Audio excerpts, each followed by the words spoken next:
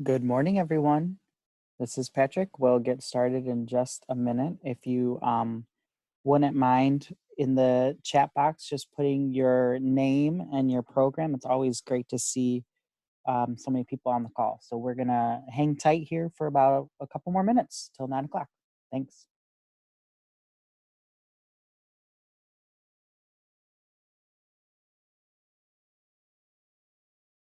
Hi, everyone. Good morning, Patty. Good morning. You can stay. Good morning. He's going to stay on our call, but he's got Midland things to do. Good morning, everyone. This is Joanna. Good morning, Hey, Alana.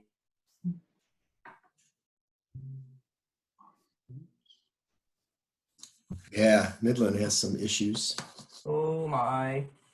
Yeah, my husband's got restaurants in Midland, Saginaw, and Bay, and they're all trying to coordinate because they're busy because they're right across from the mall, which is a really busy shelter, but nobody can actually get to the restaurants to work because they're flooding. That's going to be looking at what, about 9 feet? Yeah, terrible. Ugh. I guess that whole downtown area, right? Yep. Oh, Yep. I'm in Midland, and several of our staff have had to evacuate. geez, really? God. It's like adds insult to injury. Like, has it not been enough and everything that now people have to have a flood? Yeah, not a great year so far. No. 2020 could do better, in my opinion. Right. Yeah, right. What are we talking? I was saying good morning to everybody. I was muted, so good morning. Good morning. So was it a couple dams that gave way? Is that what happened? Completely broke down. Yeah, yeah. And so the Tibbawasi, or however you pronounce it, river, Mm-hmm. not contained. I want to know, so I guess both these dams, which were not rated well, were being sold. Like, who buys a dam? And how do you fund a dam? And why would you want to own a dam? Oh, these were privately funded dams? I guess so. I wonder how that Not worked. clear. They don't give any information about. They just said that they were in the process of being sold. Don't energy companies own them? Maybe. I just don't know enough at all. Not for me. I thought it was going to be an automated thing. That would. I'll give you the egg when I'm done. Let me get the other plate. Alrighty. Maybe we should get started here, Bob. Yep. All right. Well, welcome everyone. Great to have everyone aboard. Is this our third, Patrick? This is our third check-in call? I think so, yes. I really didn't think it would be going on this long, but we still have some long time to go. But if you can just make sure that you please keep yourself muted and check the chat box as we continue, as Patrick goes through the agenda and submit questions that you may have. And we'll give you updates. We're pleased to have Erica. Erica, are you on? I am. I'm here. All right, great. So thank you, Erica, for participating and answering some of the questions. I know it's hard for everyone because of all the unknowns that are out there, and in all the questions that are unanswered. And we're probably not going to be able to answer all the questions again today because we just don't know how it's going to be, but we appreciate everybody's patience. And I know it's a tough time for everyone, and it's got to be hard even now thinking about what the future is going to be. But we're here, and MACAE is here and Patrick's been connecting with programs. We're here to help in any way that we can. The one thing that I wanted to make sure before we started that you understand is that now your school districts are starting to look at your budgets, and they're starting to look at what the state is projecting as far as cuts. I was pleased the other day when Senator Shirkey came out and said he's recommending that we have no cuts to K-12 program. That was a great comment to make, and hopefully they're going to work. They want to work very hard to convince the federal government to come back and have stimulus dollars available to states that are going to be in shortfall. So that's a positive sign, and that's what we have to hang on to. But I know your districts are starting to talk about budgets and what it's going to look like and what they're going to cut. What I want you to emphasize to your superintendents is that adult ed dollars in Section 107, we have to remember, is it's a grant. It is not tied to state funding as far as school districts. It's not part of the general fund. It's a grant. And if you apply for the grant and you have to spend the money in adult ed, it should not be any real added burden to a school district to provide adult ed. If you apply for the grant and you receive the grant, you spend the money in adult ed. It shouldn't have to be a burden on districts, but I know as well as everybody else, superintendents don't look at it that way sometimes when they have to make cuts. But I think you as the directors of programs need to continue to emphasize that this is grant funded. And you as a district are going to decide, are we going to apply for money to have the opportunity to have additional dollars, or are we going to be, just cut it? I think it's important for us to make sure that we emphasize the importance of providing the service, and it's not an added burden to the district. If we apply for the dollars and we receive the dollars, we spend the dollars in adult ed. So many times districts get hung up on that these dollars are tied to the general fund in education. And really, when you think about it, it's not. And that's what we need to be emphasizing to our superintendents. That's just my 2 cents. So Patrick, let's get the show on the road and move on. Great, thank you, Bob. So we wanted to share a few updates with you, and some of us were on the call and we were chatting. We just wanted to send our thoughts to all of our members and programs in mid-Michigan that are experiencing, immense flooding right now. We've been in contact with some of the members, and some have been affected. They've been evacuated, but we just want to let you all know that we're thinking of you and that many of you are on the call, and we'll be here to assist you if you need assistance. But in general, for everyone, please continue to look at our website. We are updating that information on our website regularly. Yesterday, you should have also received the May newsletter with a lot of great information, a letter from Bob on kind of the state of where things are at, and some additional opportunities and bright spots as well. So please check back for that. And if you didn't get that, you can contact Judy or myself and we can get that to you. Again, we do still have some upcoming professional development opportunities. You can find those on our website. And we're looking at launching some summer working groups, which I'll share a little bit about later on. And obviously, we continue to work on your behalf. There's a lot going on here, as Bob said, and I just want to give kudos to our board of directors who are, in positions like you, and they are a volunteer, and they have gone above and beyond with being able to meet, come together, give feedback, give strategies on things, and try to bring together these opportunities. So thank you all for the work that you all do. I wanted to share, as we dive right in, a couple of updates. There have been a lot of information coming out from different departments and different agencies in the last few weeks. And so we've kind of been sifting through and trying to look at what are some of the links, what are some of the tools, the resources that would probably be most useful for you. And here are a couple from the Department of Education as well as the Office of the Governor. I've included the links to those individually, but also their home websites there as well. The governor's office has released Stay Home, Stay Well mental health resources. I would encourage you, yourself as professionals, but also for your participants to take a look at that.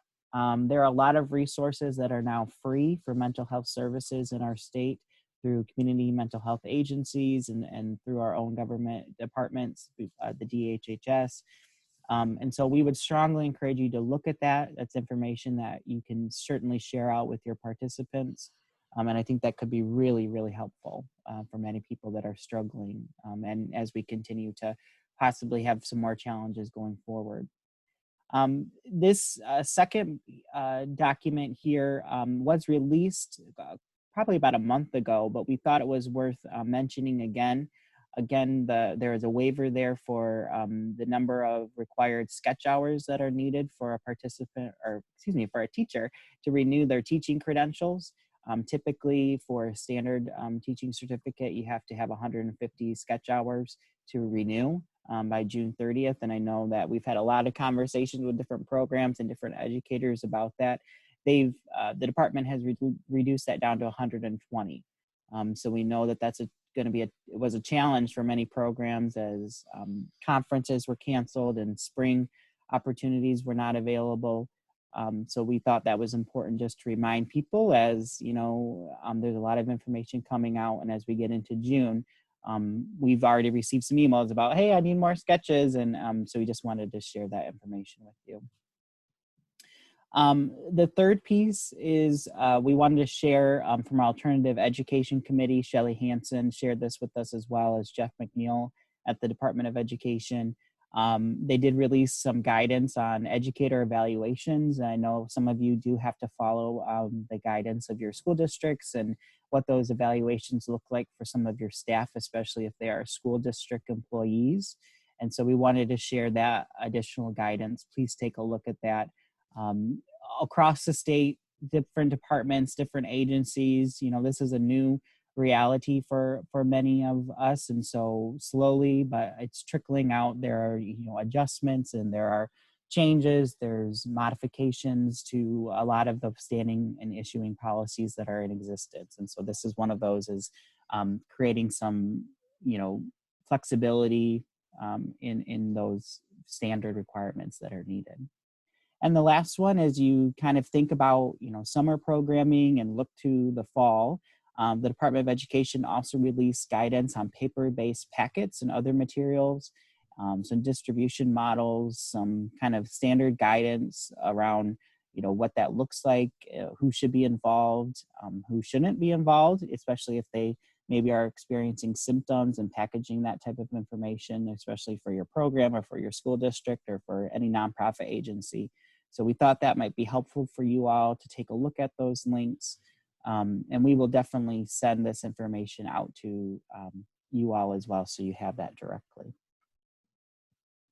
Are there any questions, Bob, about any of that as we've gone through? I haven't had a chance to look at the chat box. No, but there's one comment, and I think we need to, when I talked about budgets and things, when you're looking at school budgets, incidentals on your budget may be looked at differently. They may say, well, we haven't charged you for rent this past year in the school district. We may have to put that into the grant. Those things, those things can come up in school budgets.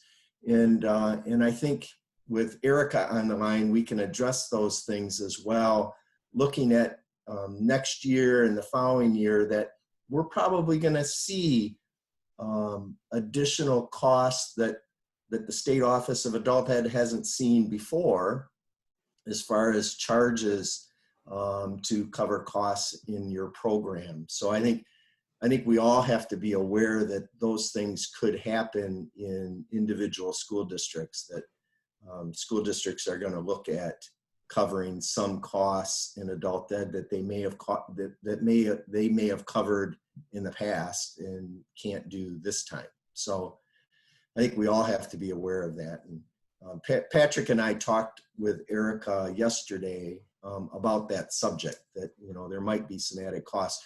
There's going to be some added costs for probably PPE that you're going to have to, protective equipment that you're going to have to provide as a transition into live classrooms. So those things we have to take into account. Great. Yep. All right, and obviously we have some updates from our Department of Labor and Economic Opportunity. We're very gracious to them that they have so many staff on the call today, and Erica Luce, Bob and Erica and I have been meeting quite regularly each week throughout this crisis to discuss challenges, to discuss opportunities, to discuss guidance. And it's really strengthened the relationship between MACAE and our state adult education office. As you registered for this, you were able to submit some questions, and we did submit those to Erica and her staff to look at. Their primary role here today is to answer some of those questions, to point out some of the resources on their website that are available. They do want to obviously review the updated assessment policy and give some additional updates around some of those discussions that we've been having, particularly maybe some of the supplies and programming and funding changes that might occur as we look forward. I would say throughout this portion particularly, I think we will take time to answer some questions, but if you could put those questions into the chat box, Erica will kind of go through some of the points that she has, and then we can specifically address some of those particular questions.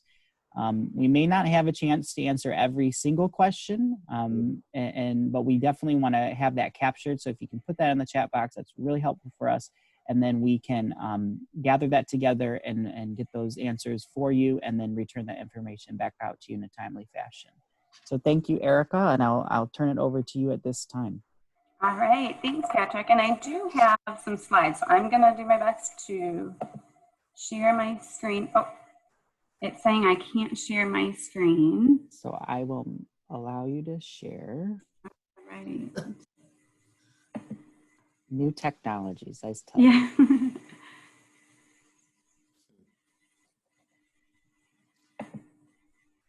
All right, you should have hosting capabilities, and then you should be able to share now if you accept.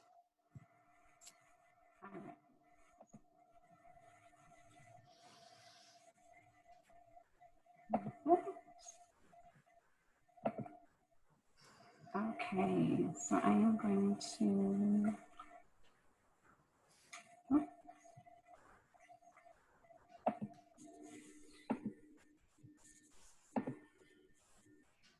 All right, so does everyone see my screen now?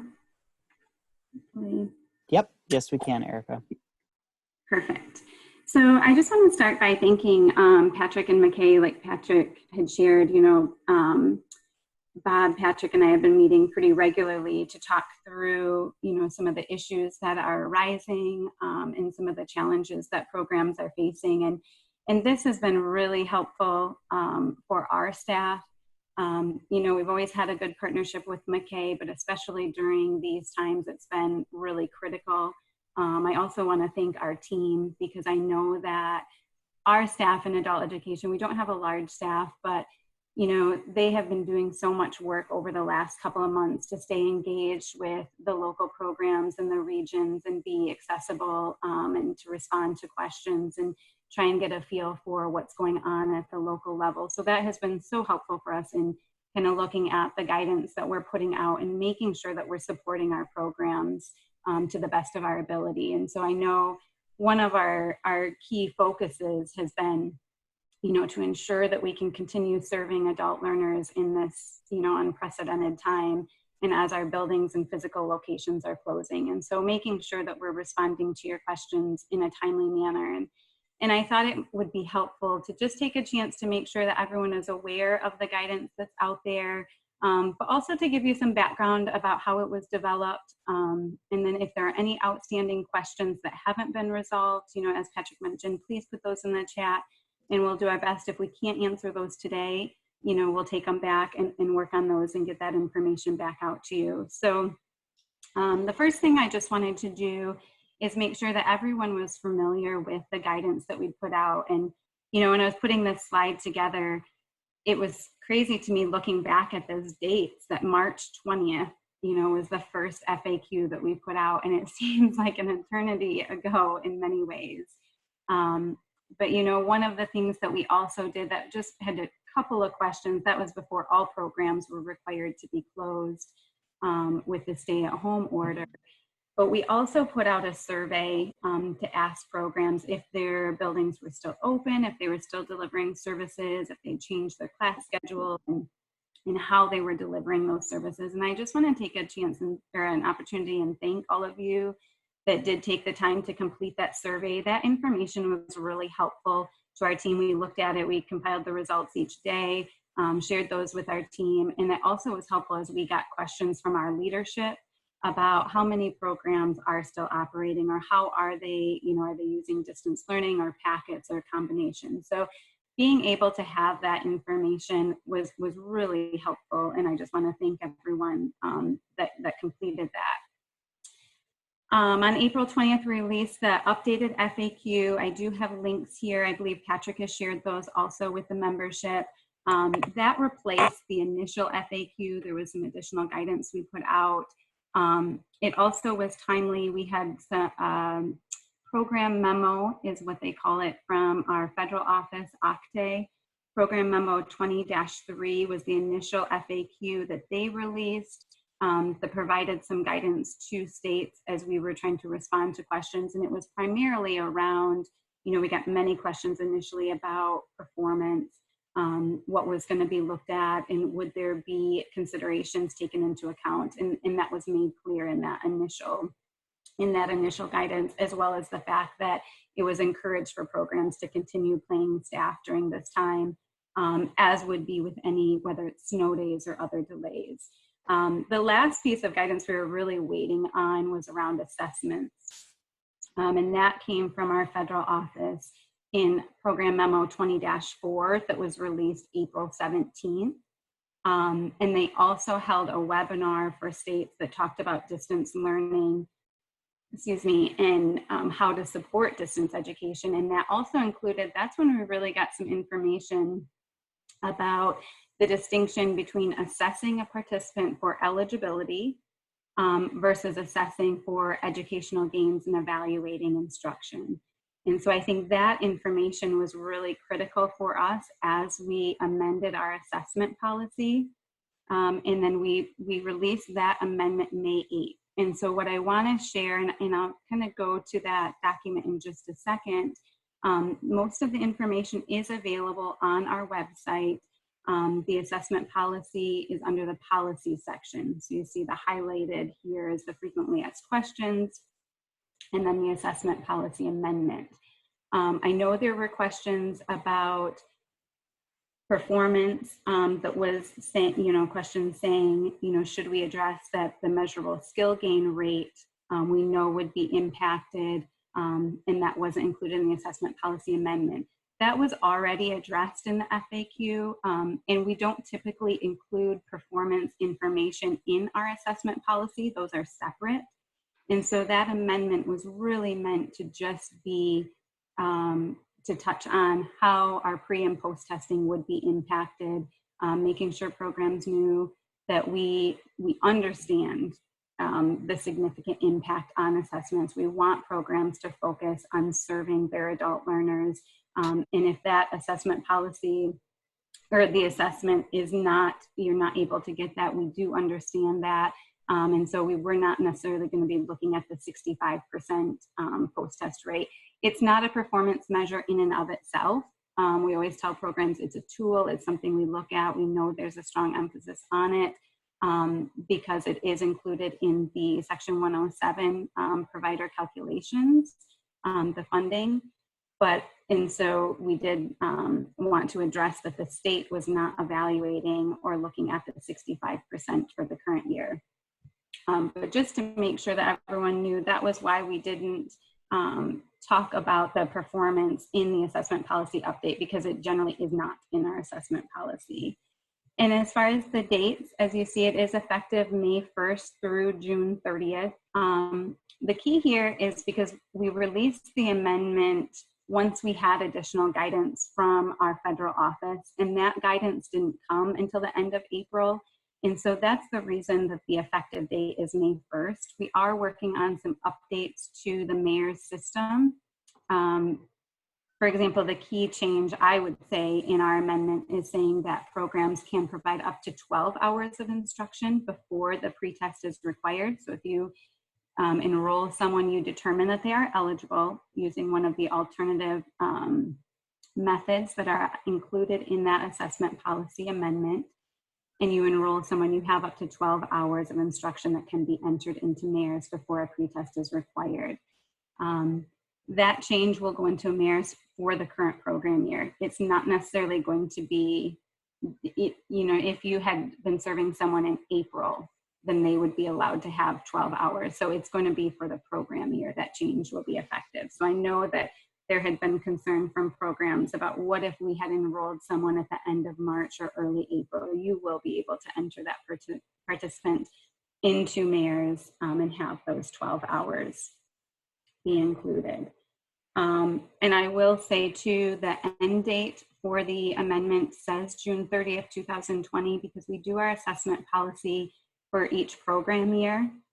We have submitted to MACAE for approval our assessment policy effective July 1st of 2020. We actually have to submit that in December each year, so we submitted it a couple months ago. We have inquired about making changes to that policy. It's still in the approval process, and so we were told that we had to wait first until it was approved, then we would amend it. So many of the changes that you see outlined in that amendment, we do plan to continue going forward. So for example, that 12 hours, enrolling a participant in providing up to 12 hours of instruction before a pretest, we do anticipate that will continue into the next program year, as well as really the emphasis of separating, determining eligibility. Once somebody registers, you do need to make sure that they're basic skills deficient. So those other tests, whether it's a high school equivalency practice test, or the curriculum that you use has some sort of test for placement that can be used to determine eligibility, or the TABE locator. So if one of those alternate methods are used, we expect that that piece of the assessment policy would continue into the next program year. But again, we're just waiting to get more information from our federal office on that approval, and we'll share that once we have that. I know that was probably a lot of information going over the assessment policy, so I will take other questions. But before we move on to questions, I did want to share too, in case you weren't familiar, we did release this program update form that we're asking all programs to complete and submit to our office. This information really, if you think about your application that you complete at the beginning of the year, and you're outlining how you're going to provide services and the funding that you're going to need, obviously this pandemic has changed everything pretty significantly. Instead of waiting until the final report, especially as many of you are working on amendments to your budgets, we felt that we really needed additional information from all programs to understand and include in your application the ways that the coronavirus has impacted, whether it's your class schedules. So if you are offering class, if you stopped offering classes, in March or April, if you're going to be offering classes later in the year than you thought, how obviously your instructional methods have changed, your intake process. So these were some of the key elements that we think, would have changed since you completed your application at the beginning of the year.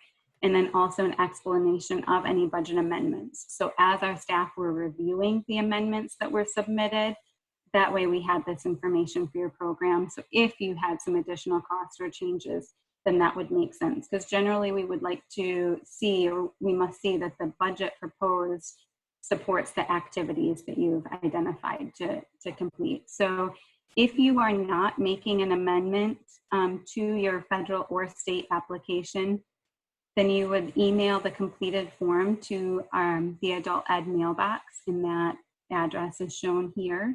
Otherwise, we did want the form included in both your state and federal application, because knowing that it really would be applicable to both sources. And lastly, I know in the assessment policy amendment and also in general, we've been stressing to programs, while we understand that our post-test rate, our measurable skill gain rate, all of our performance, the numbers that we're serving is going to be impacted. We're asking all programs to be, tracking this information and make sure that you're sharing that in your final narrative report. We're not going to be providing a separate form per se that we will ask programs to complete.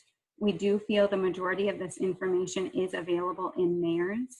And if it's not, then you should be, collecting that on the side. But for example, you maybe wouldn't have the number of participants or number of individuals that reach out to your program that you denied. That obviously wouldn't be in MARES. But if you weren't doing enrollment, comparing your enrollment this year to enrollment in prior years, that information would be in MARES. And so I just wanted to provide, some information. This is what we're looking at as far as statewide totals and compared to the prior years. So I was actually a little bit surprised that our enrollment numbers aren't down as significantly as I expected that they would be. And this are reports I ran yesterday in MARES. So assuming that the data would be up to date, through April, our post-test rate obviously is significantly lower at 36%. And then our measurable skill gain, our target for this year was 48%. So obviously we're significantly below that target. Our secondary credential attainments, that's another piece that has been a challenge. And obviously all of you are aware of that as well, but those students that have passed the practice test, have passed one or more tests, or are ready to take that test, and our test centers aren't open. So we do know that a number of our credential attainments, is significantly below where we've been at in prior years. So this is the type of information that we're going to be looking at the statewide level. And I would encourage all programs to run these reports and look at it for your program as well. So when we're talking about the impact, that we're talking about actual data and measuring that impact. So I think that is all that I had to share. But Patrick, I'm sure there are probably questions that came up. So Just a few here. and Bob, you might be able to help me too. I'm trying to go back to where they kind of started. I would say let's go back to the very beginning, Erica, and maybe kind of take regarding the different sections. So I would say around the assessment policy, I saw a question come up, and I think you might have addressed it about, what does that look like going forward for the next program year after July 1 and the assessment policy going forward? Yeah, and so as I shared, we have asked our federal office about making changes to the assessment policy that we had submitted in December that would be effective July 1, and they're still working out that process. What I would say too is the timing of all of this, all states had to submit their unified state plans in March. So while our federal office was, trying to release guidance related to the coronavirus and the impact on our adult education programming, they also are reviewing all of the unified state plans for states across the country. And so I think that, that's why I think they're trying to get through what's on their plate right now. And then they said they know that that's out there and many states have raised that issue.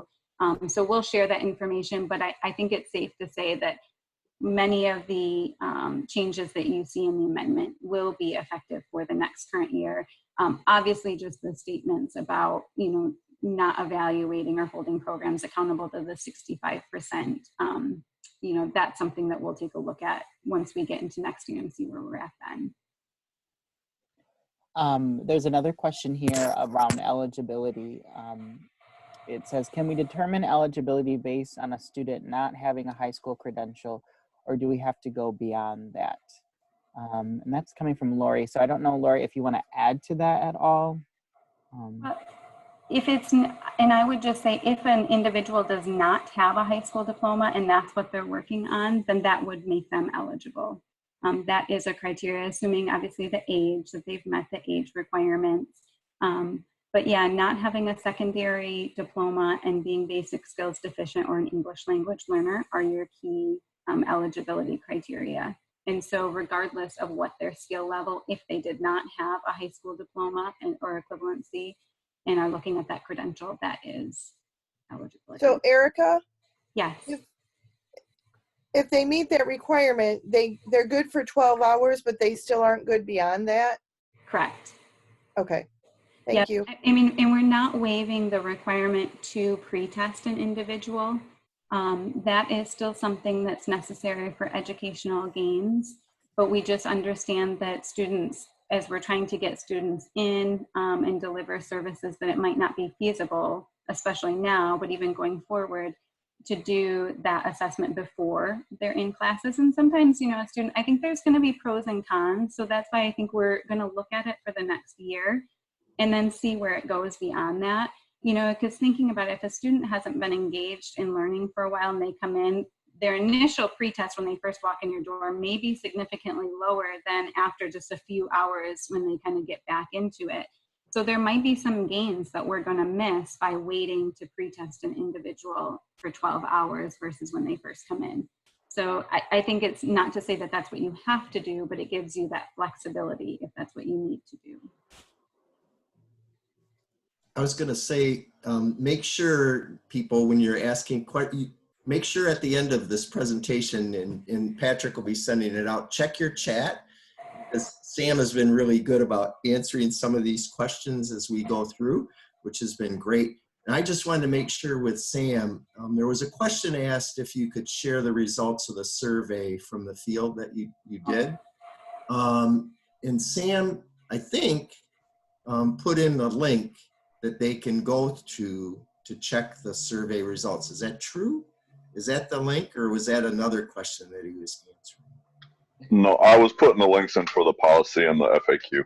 Got it. Okay. All right. So can you share those results of the survey to the field? Yep, and we can pull those. You know, obviously the majority of the responses we got were in the first week after the survey was released. So knowing that that was at the end of March, but absolutely we can share the latest that we had. It's just an Excel spreadsheet. Okay. Okay, great. And there was one question that was asked right in the beginning. Does the state have a distance or remote learning plan like Texas? Have you been talking about that? Have you been having discussions? Yeah, so we have a distance learning policy, which is, you know, pretty outdated and I would say basic. So one of the things that we've talked about, even over the last year or so, I know Patty's really been engaged with it and pushing, you know, a statewide strategy around distance learning. And so one of the things that we talked about, the positives that may come out of this, is how much we've all learned, you know, kind of at all levels about, you know, what works, what doesn't work. And maybe even the students that we didn't think could be successful at a distance actually could be, you know, with the right supports. So while we don't have a plan, we have followed Texas. They've come up with a lot of great resources. So we followed what they have pretty closely. But that will be one thing, you know, over the next, you know, few months that we definitely would like to tackle as a state, and we'll look for some involvement from the local programs as well. I think it'd be helpful to get some, you know, lessons learned from both programs that had been doing distance learning, you know, so and continued doing it, but maybe just expand on what they were doing, and those that hadn't been, you know, and were really pushed into it at this time to see how it went, you know, from both sides of the spectrum.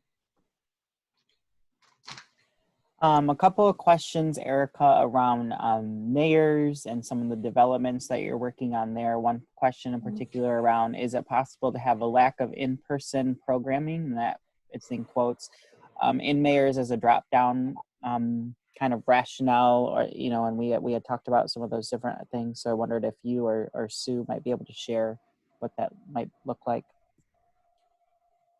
Sure. So if I'm understanding the question, Sue, if you want to jump in, is the question for the participants' exit reason?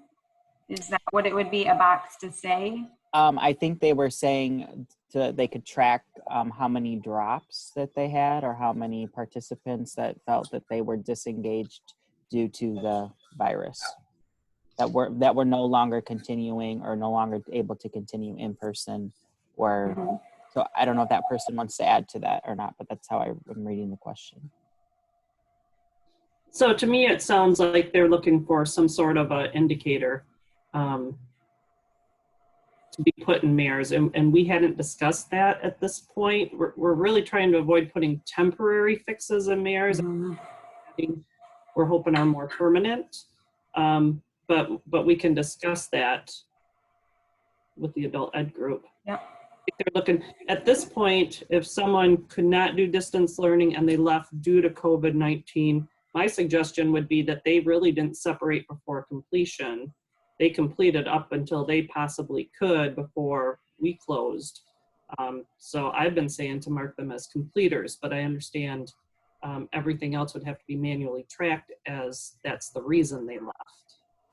Mm-hmm. Yeah, I think if they did not complete the program to be their meeting their goals, so we'll have to talk about that and look at that. But like Sue said, I think many of the changes that we're going to make in the system, because knowing that it takes a lot of time and resources to do that, are going to be ones that would be beyond, this period. Another question kind of aligned to that, Erica and Sue, was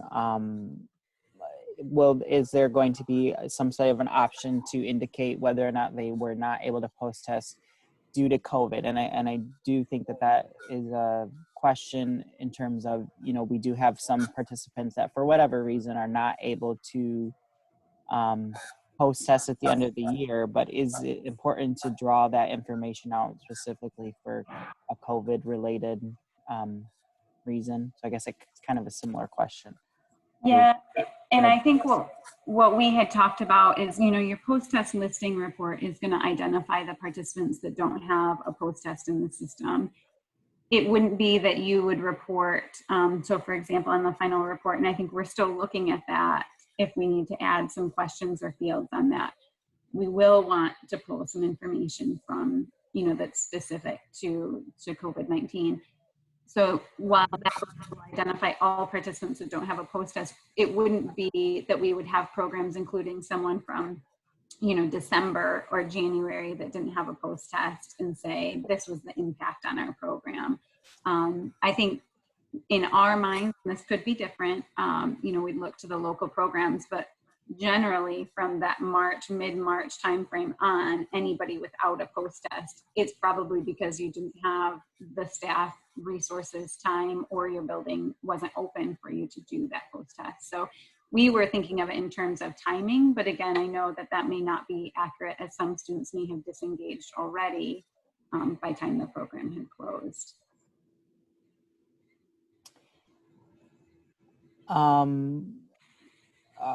I'm kind of going through here, and I'm kind of lumping some of these together, guys, just to, kind of address, I think, the topic, but particularly a couple around, Erica, I'm getting some feedback too, but going forward around the 12 hours, Mm-hmm. Some people in the chat are indicating that might be a real challenge as they turn into a new program year and trying to, enroll someone who is eligible as a participant and then as an enrollee, and then to test them within that 12-hour range due to, I'm guessing and extrapolating the COVID-related social distancing.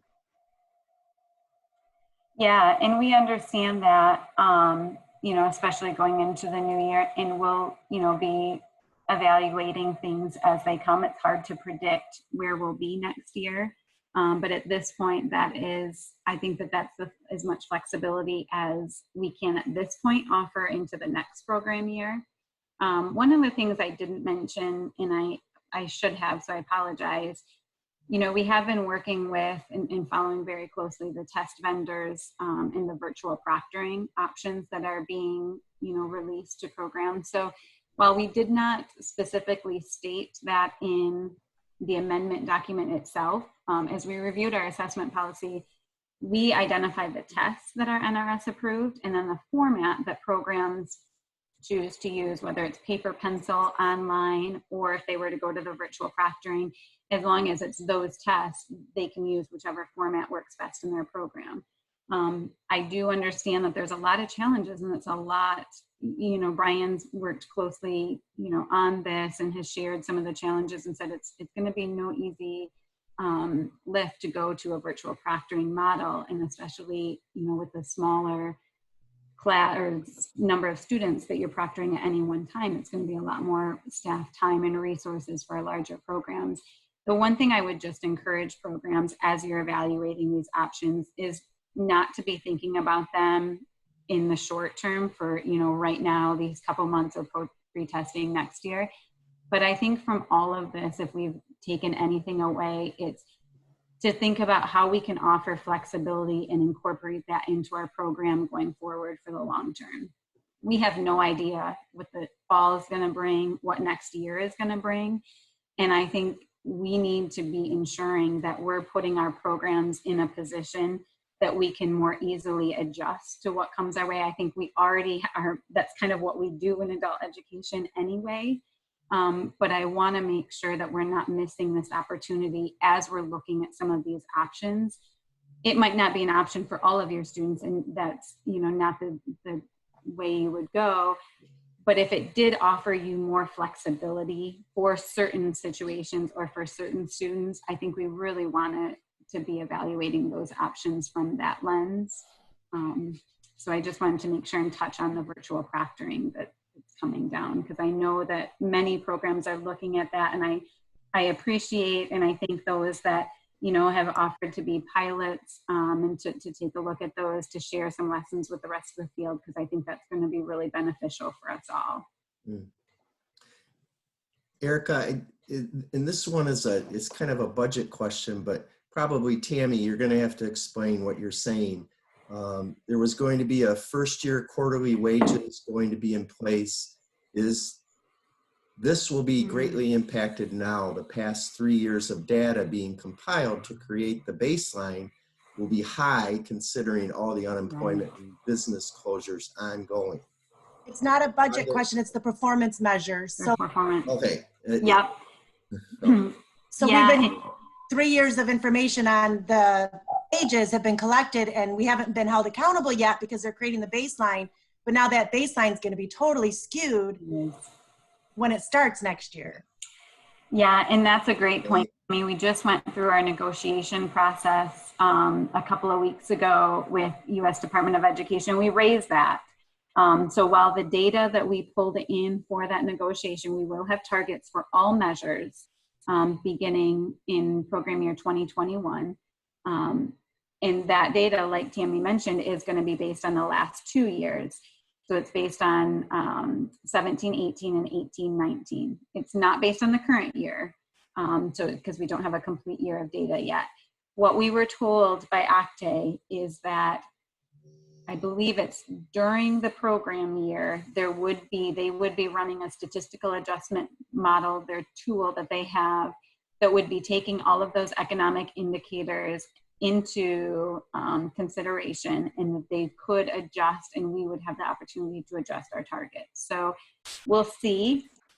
We don't really have, that's what they're telling us. But you're right, we did set the targets based on the last 2 years, and we'll see what goes forward on that. Another one, Erica, is most programs will be closing in the next 2 weeks.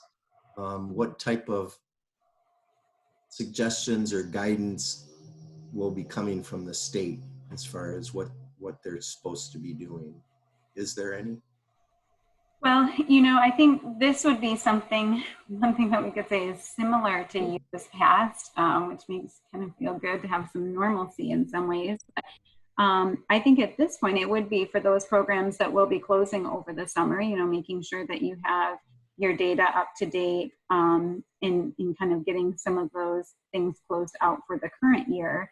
We don't have any guidance at this point coming down, any additional. We are working on a few things. We're working on an online intake form that we're hopeful to have by July 1st. We'll be updating our adult learning plan, or the ALP also. So look for those things to be coming out. So as far as that, but I think, there isn't anything additional that I would say at this point that programs would need to be doing. Okay.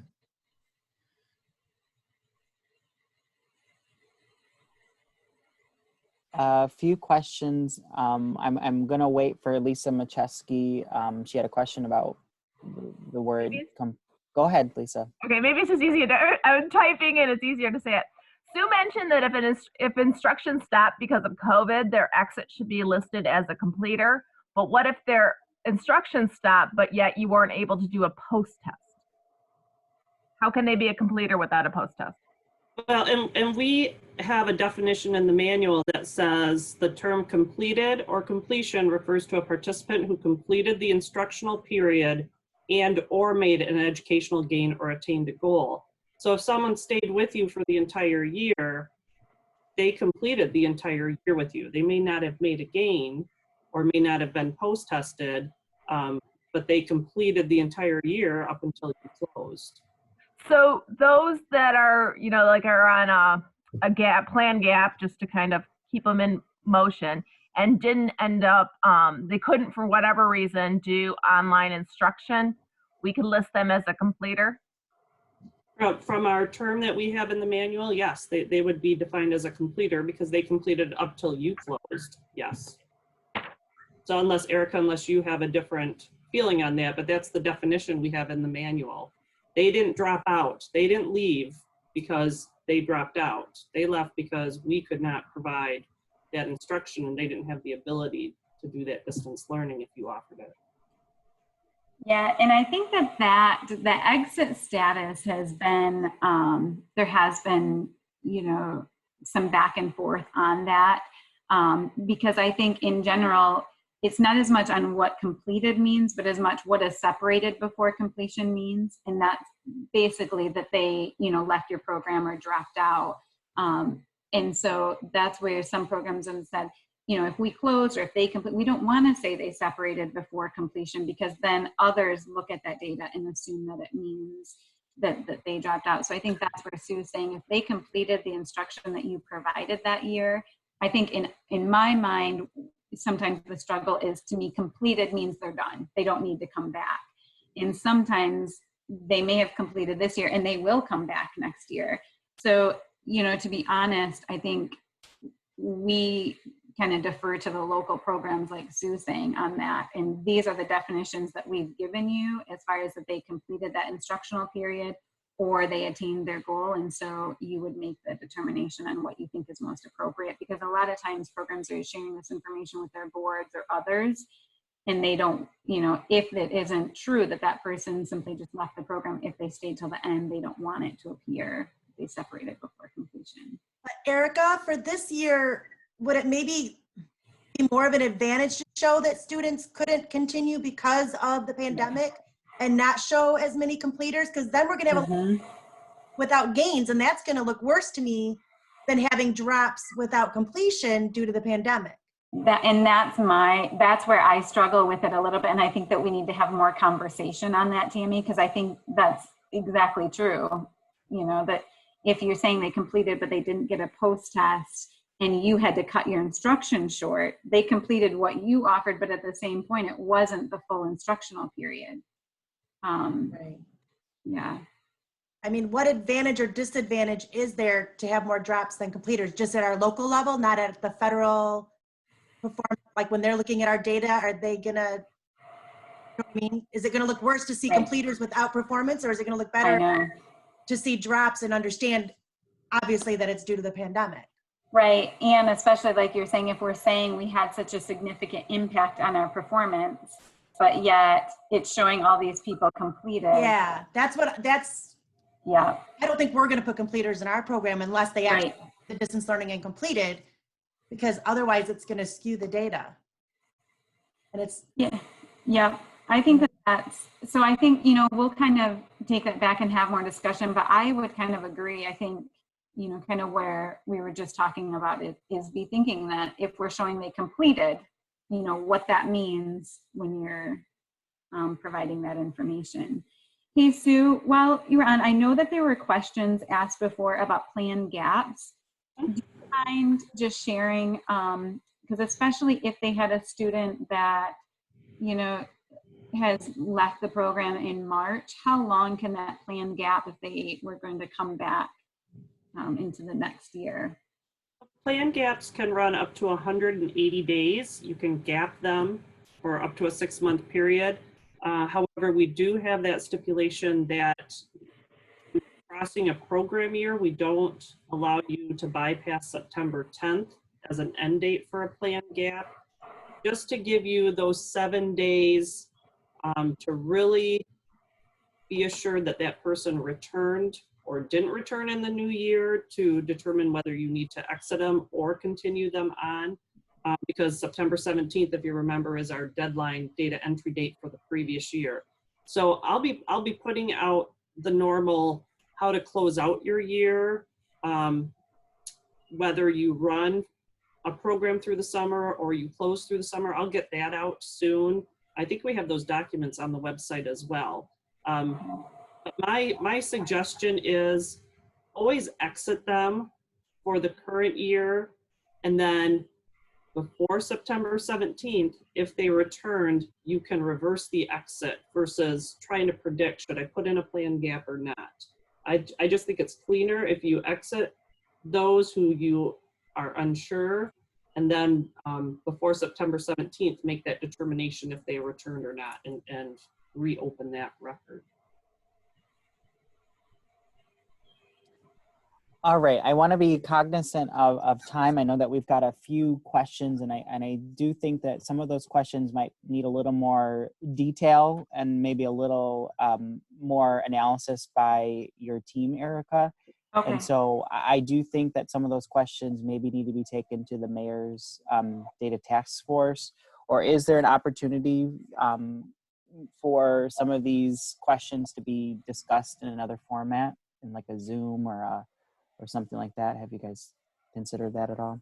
Yeah, that's a great suggestion, and we'll take that back. I know that's something that we're considering for definitely looking at seriously for the next year. I know everyone is busy, so not trying to make excuses, but our team, kind of the juggle right now between the guidance and the application reviews has been pretty time consuming. So that's why we wanted to make sure and use this check-in call as kind of a reflection of where we were at and to see what other questions were out there. So we will definitely take back the questions and then figure out what format is best to get that information out once those questions have been determined. So, so yeah, we'll have more information to come from that. Great. And I know we were not able to get to everyone's, but there are quite a few more, and I just think that we want to be cognizant of that, of the time of everyone's time. And we will come back to that. Please know that we're not abandoning those questions. It is our intent to follow up with the state office on those questions and to share those out and try to have some opportunities to answer some of those questions. And if you have more, again, please put them into the chat box. In regards to some of the questions that came up, MACAE, we have been looking at forming some summer working groups, especially around e-testing for CASAS and TABE. And we really want to have that as an opportunity for you all and for different programs. We've got a couple of programs that have been piloting it already, and something that we've encouraged. We've had a lot of interest. I've talked to a lot of programs that are interested in it. So we would definitely want to have that opportunity for everyone. And then some distance learning supports for both admin and teachers of what this looks like. We do not have a statewide platform for this, and there are a lot of free resources out there. I know some are using some paid subscription services as well for different programs, but we really feel as an association that we need to have some of these opportunities to share with everybody and to give some feedback. And this is going to come at us in different waves. Some of us are better positioned than others right now, and we want to try to give you the resources and tools that you need to hopefully, kind of brave this new era that's coming. And then we do want to continue to have some form of a check-in, whether that is a newsletter update or an in-person check-in. We know many of you maybe will be possibly traveling this summer or maybe not working. But please, if you do have changes perhaps in your membership, please let our office know. You can email Judy and let us know. Or if you don't check your school or your program or your department email over the summer, you can send us your personal email if you prefer, and we'll just make sure that we use that temporarily over the summer, because we do not want to lose momentum on some of these issues as we go forward throughout the summer. And more information on these specifically, the time frame for each of these as we go forward. We are coming upon the 10 o'clock hour here, and so I know that some of you may have to pop off. And then in the future, you know, this has become a tradition for us that we kind of go over our 10 o'clock hour, and I don't want that to become. So in the future, I think we will extend the time out a little bit, but I understand if you do have to leave. We just have a couple of more items that we wanted to share out with you. This is kind of a different turn, but as we transition to reopening, MACAE has been working on several resources and collaborating with different agencies and getting feedback from programs. And we really wanted to share with you that we know that there are so many challenges that you all are facing, that we all are facing, our participants in particular are facing. And we have been working on a reopening strategy plan for adult alternative community education programs. It's a framework of sorts. And this is a really helpful slide that we thought was important to share with you, that there are some impacts that we don't know, even the experts don't know. But what we do know is that our government officials at the state, local, and federal level have all indicated, particularly in Michigan, that some form of social distancing will have to be utilized in order to be able to reopen our businesses, our social centers, our school.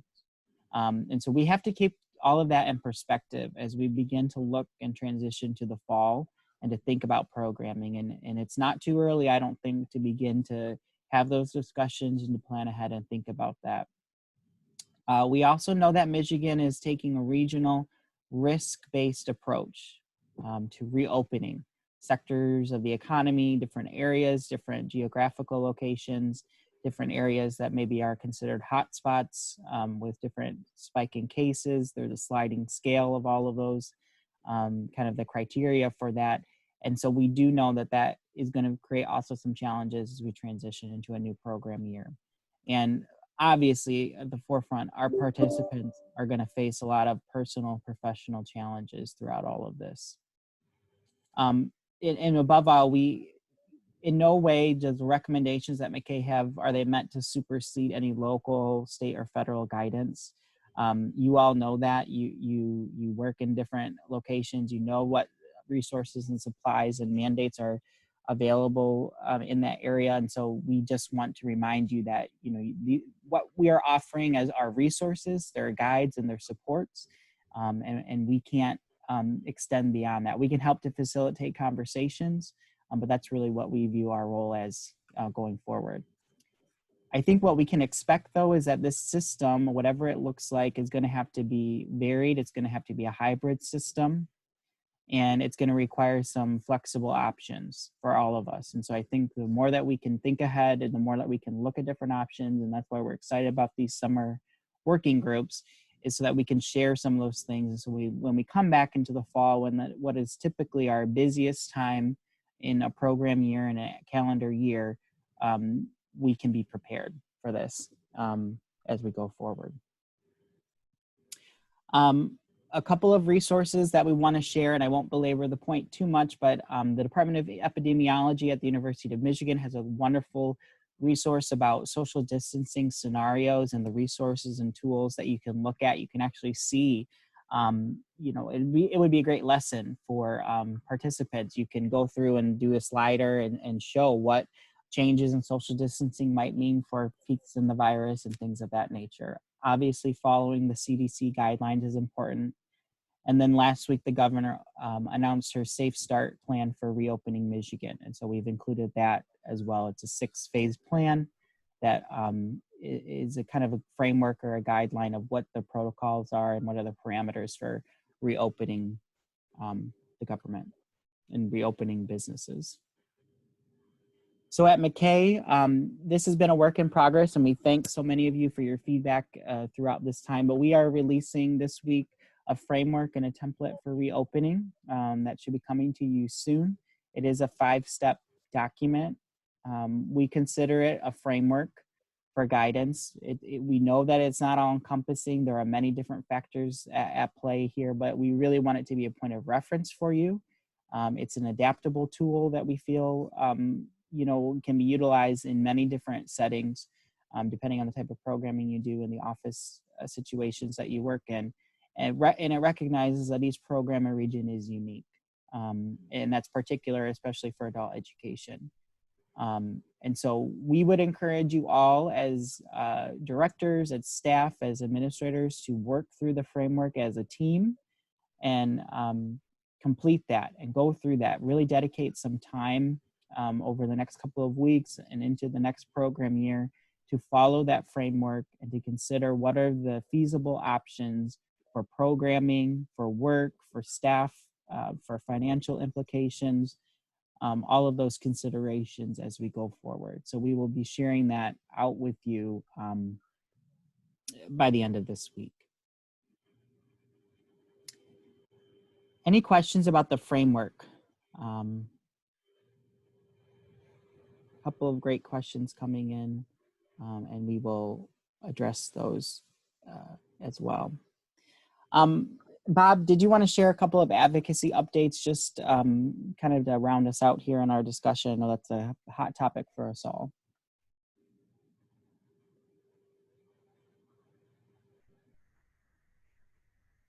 Bob's muted. I was muted. I'm sorry, because I have so much work going around the house that I didn't want the noise to come through.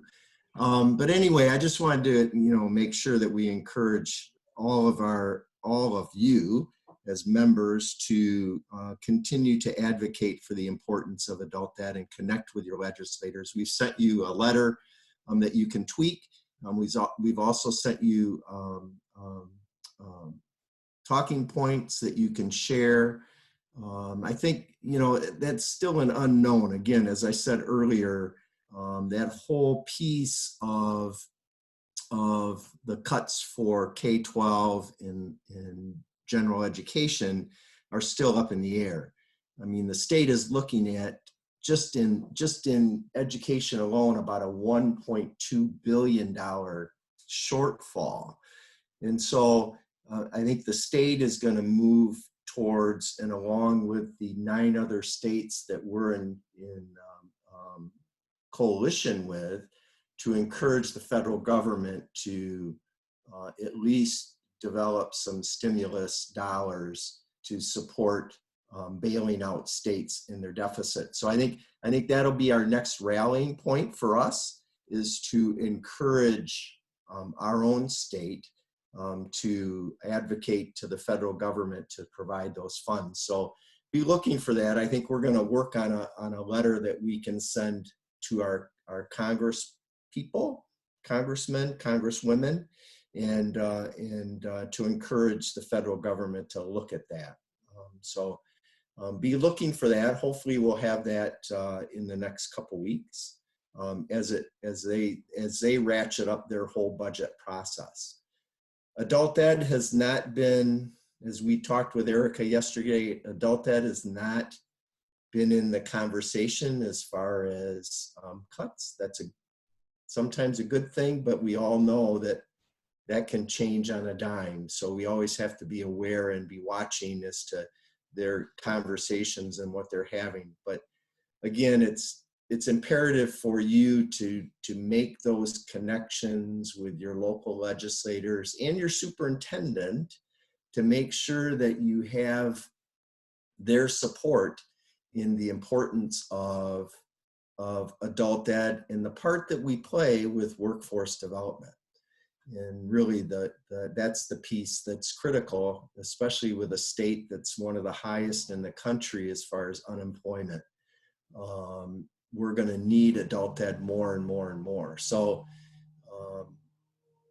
continue, and we just ask you to continue to make those connections with your legislators. So. And as far as the federal government, I think Patrick and I have had long talks about COABE and what they're asking for. You know, they've ratcheted it up from $200 million back 2 months ago to $1 billion that they're advocating to have. And I personally, I think they're doing that because they want to jump on the bandwagon of all the other departments in the federal government that are trying to latch on to increased funding because of the COVID-19 pandemic. So, you know, I get that, but the problem is that they really haven't come out with a clear identification as to where that money would go and where it would support.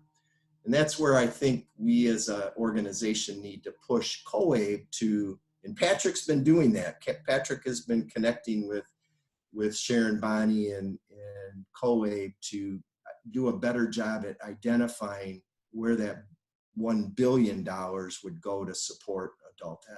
So that's it.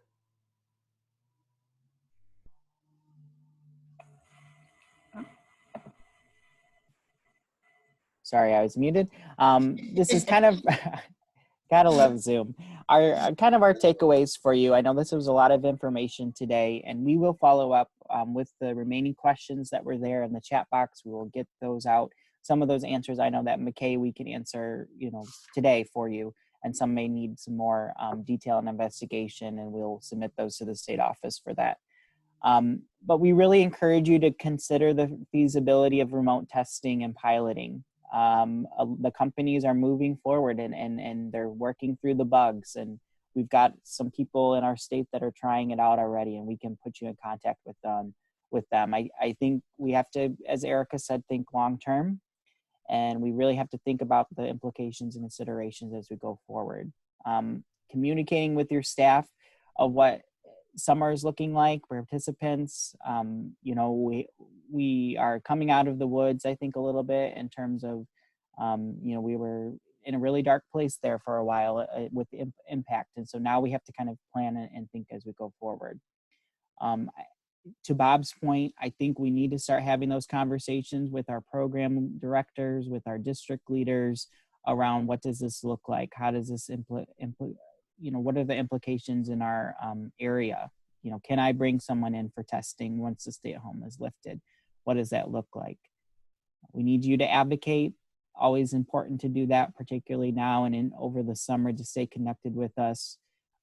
Work through that framework that I announced today. We'll be releasing that this week, and we do hope that you'll take some time. We will have a follow-up webinar if you'd like to walk through that with others, that we can walk through the framework together and kind of talk and discuss what that looks like. And obviously take time for yourselves, your staff, your families. You know, we do have to find the balance on all of this. And I know that, you know, that's a challenge that I have as well. I think we all do, but that's important for us to do so that we can remain committed, dedicated, and refreshed to the work that we do. It's important that we do find that balance in all of this. Any final thoughts or questions, Bob, or anything that's popping up here in our chat? Well, I wanted to thank Erica and her staff at the state office for joining us and participating. We really appreciate your input and you've been great listening to us and trying to answer as many questions as you can. We know it's all new to everyone, so we just have to hang in there and be patient and just continue to move forward. But we appreciate your participation and being a part of this. And as Patrick had said earlier, and you had said, if we could be of an assistance to help you set up maybe another Zoom, because we didn't get to all the questions and there are a lot of questions out there, and you know as well, you know, there's after one question, there's going to be another question, and then there's going to be another question. So we need to try to figure out a way, maybe in the next week or so, that we could offer another opportunity centered around all the questions and some of the questions that we didn't get to. So, but thanks again. And thank you everyone for participating and taking part. And we wish you all the best as we come upon fall to start the new school year. All right. Thank you, everyone. Oh, okay. Thank you. Patrick, I'll see you at noon. Sounds good. Take care, everybody. All right.